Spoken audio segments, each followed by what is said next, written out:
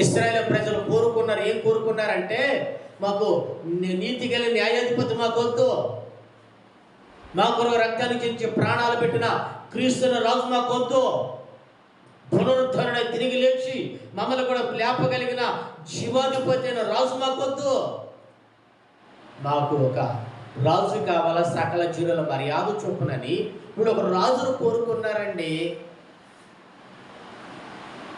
రాజును కోరుకున్నారు. ఈరోజు నువ్వు ఎవరు కోరుకుంటున్నావు?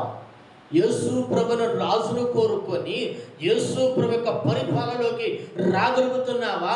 యేసు ప్రభును రాజు మాకు వద్దు, ఫలానా రాజు మాకు కావాలా, ఆయన పరిపాలన మాకు కావాలా, ఆయన మమ్మల్ని నడిపించాలా, ఆయన పరిపాలన బాగుందని చెప్పేసి